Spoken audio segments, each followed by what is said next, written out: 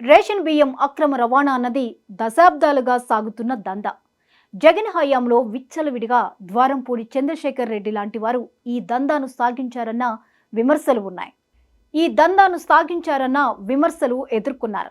అయితే కూటమి ప్రభుత్వం వచ్చాక బియ్యం అక్రమ రవాణాను ఏ మేరకు అరికట్టగలిగారు అన్నది ఒక్కసారి చూద్దాం. జగన్ హయాంలో అవినీతి అక్రమాలపై ప్రశ్నించిన పవన్ తాము అధికారంలోకి వస్తే స్వచ్ఛమైన పరిపాలన అందిస్తామని పలు సభల్లో చెప్పుకొచ్చిన సంగతి తెలిసిందే. అయితే కూటమి ప్రభుత్వం అధికారంలోకి వచ్చిన తొలి నాళ్లలో ఇంకా పాత పద్ధతిలోనే కాకినాడ పోర్ట్ నుంచి రేషన్ బియ్యం అక్రమంగా ఎగుమతి అవడం పవన్ కళ్యాణ్కు ఆగ్రహం తెప్పించింది. అసలు ఇంత అవినీతి ఎలా జరుగుతుంది? దీని వెనుక ఎవరున్నారు? రేషన్ బియ్యం మాఫియా డాన్ ఎవరు అన్నదానిపై పవన్ దృష్టి పెట్టారు. కాకినాడ పోర్ట్ను కేంద్రంగా చేసుకుని అక్రమంగా రేషన్ బియ్యాన్ని వేలాది టన్నులు ఎగుమతి చేస్తున్న అంశంపై ఎప్పటి నుంచో ఆరోపణలు ఉన్నాయి. ఇంత వ్యవస్థ ఉన్నప్పటికీ దాని గురించి పట్టించుకునే నాథుడే కనిపించడు.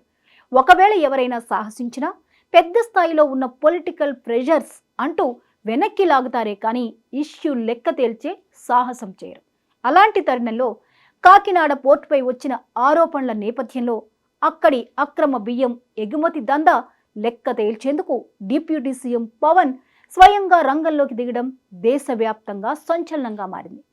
సాహసంతో 9 మైళ్లు సముద్రంలో ప్రయాణించి అక్రమంగా ఎగుమతి అవుతున్న నౌకలోకి వెళ్లి వేలాది టన్నుల రేషన్ బియ్యాన్ని పరిశీలించి సీజ్కు ఆదేశించారు.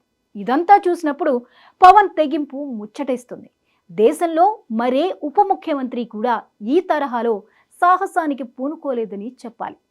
భారీ ఎత్తున సాగుతున్న అక్రమ పీడీఎస్ బియ్యం రాకెట్ను వెలుగులోకి తీసుకురావటం ద్వారా పవన్ మరో రాజకీయ సంచలనానికి తెర తీశారని చెప్పాలి. ముఖ్యంగా రేషన్ బియ్యం అక్రమ దందాలో పెద్ద ఎత్తున వినిపించిన పేరు ద్వారంపూడి చంద్రశేఖర్ రెడ్డి. అధికారంలోకి రాకముందే పవన్ ద్వారంపూడి చంద్రశేఖర్ రెడ్డికి వార్నింగ్ ఇచ్చారు. ద్వారంపూడి నీ అక్రమ సామ్రాజ్యాన్ని కూకటి వేళతో పెకిలిస్తా అని అన్నట్లుగానే ద్వారంపూడికి చుక్కలు చూపించారు పవన్. ఎన్నికల్లో ద్వారంపూడిని ఓడించడమే కాకుండా కాకినాడ నుంచి అక్రమంగా ఎగుమతి అవుతున్న బియ్యం అక్రమ దందాపై ఉక్కుపాదం మోపారు. కాకినాడ పోర్టు వ్యవహారాన్ని పవన్ కళ్యాణ్ సీరియస్గా తీసుకోవడం, అసలు ఇక్కడ రేషన్ బియ్యం స్మగ్లింగ్ ఇష్యూ మాత్రమే అనుకుంటే అంతకు మించిన సంచలనాలు బయటకు వచ్చాయి. పవన్ అడుగు పెడితే గత పాలన తాలూకు అవకతవకల గుట్టంతా బయటపడింది. పవన్ కళ్యాణ్ మాటల నాయకుడు కాదు, చేతల నాయకుడు అని నిరూపించుకుంటున్నారు. పరిపాలన అంటే అంత ఈజీ కాదు, అది అందరూ చేసేది కూడా కాదు.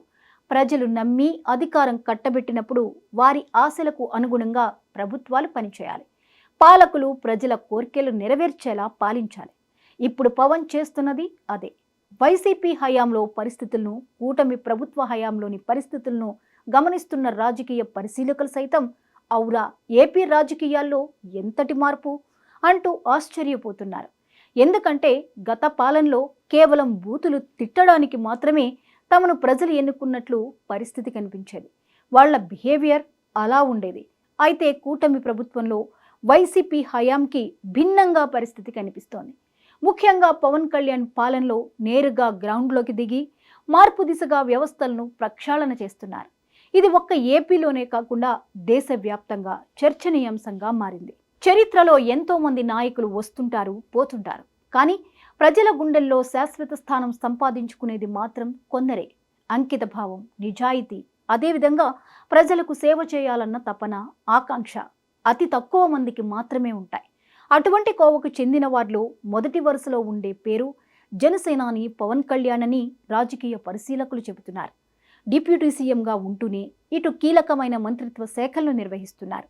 అన్ని శాఖలకు న్యాయం చేస్తూ దూసుకుపోతున్నారు. అధికారంలోకి వచ్చిన అతి స్వల్ప కాలంలోనే పాలనలో మార్పులు తీసుకురావడం పట్ల పవన్ కళ్యాణ్పై సర్వత్రా ప్రశంసలు కురుస్తున్నాయి. ముఖ్యంగా పేదల నోటి దగ్గరి రేషన్ బియ్యం కాకినాడ నుండి విదేశాలకు వెళ్లకుండా పవన్ సమర్థవంతంగా అడ్డుకోగలిగారని అంటున్నారు.